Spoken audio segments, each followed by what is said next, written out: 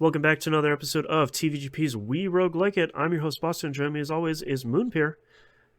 Hello. This is our second of two revisiting episodes.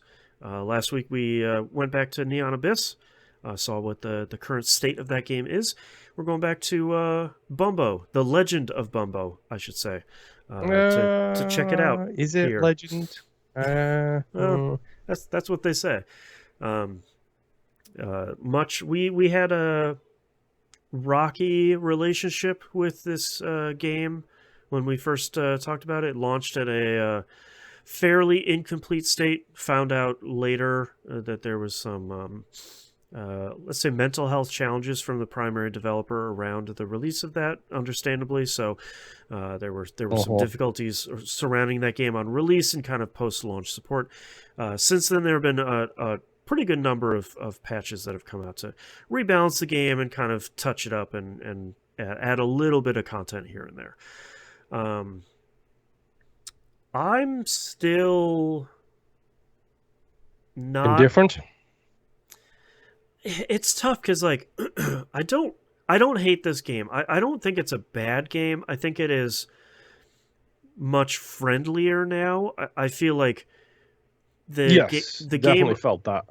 Yeah, like when this game launched, I felt like it was eager to kind of kick you in the teeth from the very first battle. And it's like, I don't even really know how to match stuff and use spells. Like you gotta give me a minute to get my feet under me. And I feel like that's a lot better. Like my first run, I beat the game, which I couldn't even beat the first floor half of the time when we played before. Yeah. There's just something about it that really doesn't click with me. Like I still really like the cardboard style and like the printer paper, you know, has the like brrr, like the sides you peel off. Like I still like that aesthetic. It's fun, but the game still really doesn't click with me. No, the thing I think I realized is because it's a match 4. I think that is the thing that's killing me.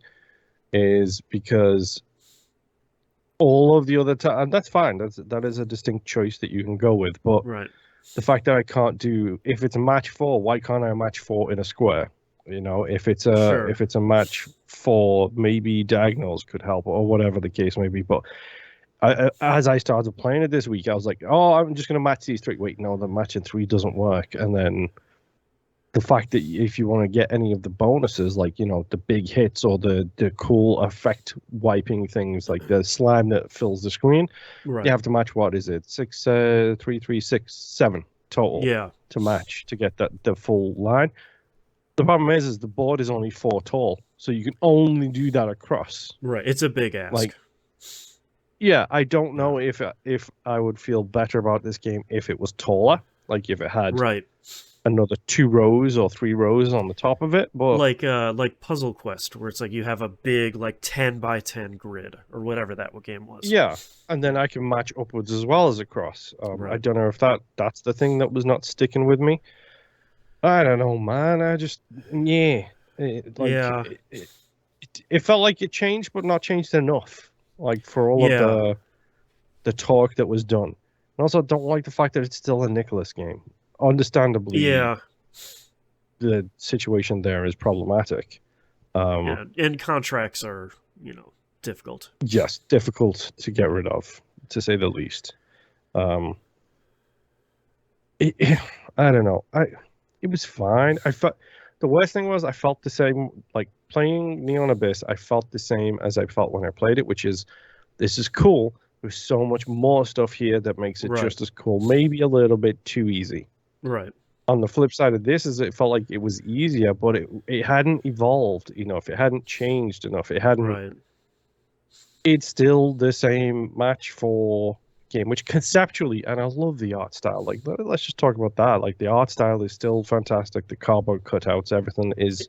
It really does look like a kid made it. It's like has all this stuff taped and glued together, and it's just bopping around these little poop flies. I'm like, ha! I'm coming for you. Like that really does. I think more so than any of other of Ed McMillan's games. It feels like it really nails the aesthetic that the game's going for. Yes. Whether that's a good thing or not is Right. is dependent on your opinion. Right. His art style is fine. I like his art style. And I like Ed as a person. He seems to be Hmm. one of the few genuine people out there making games. But I don't know. There's something about this game that just does not click with me in the slightest. Like you said, it's not. It's not even a bad thing. It's not. It's a bad No. game. It's nothing like that. It's just for whatever reason, it's not clicking, and I don't know Yeah. why it's not clicking. I Is it the nature of it being a match game? Is it the size of the board? What is it? I think part of my problem is I don't like Bumbo as a character. Like Bumbo's fine in Isaac because you don't really have to deal with him, but I think sort of thrusting him into the spotlight and having that odd speech pattern he has kind of rubs me the wrong way for whatever reason. I don't Hmm. think it's offensive or anything, but I think it's always sort of like, ugh, yeah, okay. Um, I think Yeah. my other problem too is I think it's the difficulty ramp changes mitigate it a little bit, but I've always had this problem in this game where you take your turns and you finish your turn and the enemies go, and then there's like 4 or 5 enemies that are all queued up to do an attack on the next turn. And Yes. I don't have that moment of um the oh god, what is that the turn-based puzzle robot game we like that the FTL devs made. Into the breach. Yeah, I don't have that moment of into the breach of like, okay, let me figure out this puzzle. Like, let me solve Disassembling this. the solution. Yeah, in this game, I see that and I'm just like, okay, man, I'm probably just gonna get hit a bunch and like, I have like Uh-huh. 3 health and it looks like 4 enemies are gonna hit me. I don't care anymore. Like, Yeah. it doesn't.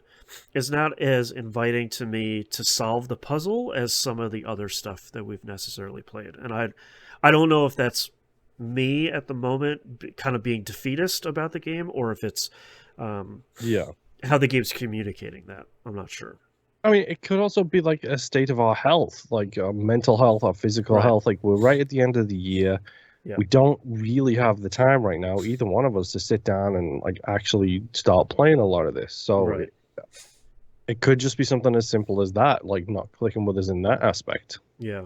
I I am glad that I think the biggest problem I had originally was that difficulty curve just felt Oh yeah. 90 degrees at the beginning and just kind of smoothed out from there.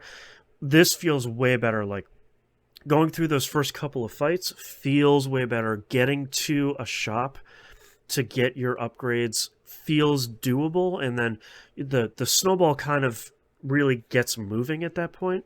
So that stuff feels better. And I know there's, I think, an additional character. I think Bumbo the Lost, I believe, is in here now, and it's a lot clearer about how to unlock that stuff.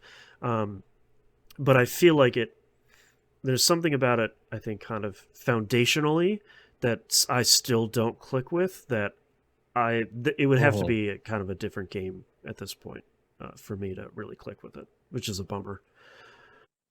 Yeah, I agree. Yeah. Like I don't know. I tried playing it a bit, and it's one of those things where it's like for whatever, like whether it was the sound, whatever, for whatever reason it was, it just was not clicking at all. Yeah. Like Yeah. I don't know why. Yeah. I'm glad the game got kind of its second chance because it does feel a Hmm. lot smoother, and I'm glad it's kind of it seems to be the game that they wanted to put out originally, or at least as close as they realistically can get to it.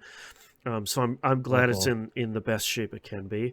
I just it's not one I'm going to be. I would happily revisit Neon Abyss because I like playing that game, and now, like you said, it's a great Yeah. game that just has more great stuff in it. It's like, oh, I ate a great cheeseburger. Oh, here's another free one, and you're not full yet. It's like, yeah, great, yep, great, sure, let's do that. And Bumbo Yep. just doesn't feel like that, unfortunately, for me. Yep. Quick production note here. We are going on podcast holiday here for the next 2 weeks, so we're not going to have any episodes coming up. We haven't really picked our next game yet because we're tired. We've been recording for most of the day today to put out some cool new content as we're off. So we'll probably do like a pickup recording about whenever we decide it over the next couple weeks, and then we'll talk about our next game then. I hope everybody has a great end to their year. Hopefully, you're all catching up on the great roguelikes that you missed, and you're checking them all out. And Yup. hopefully, you'll join us next year. Bye. Bye.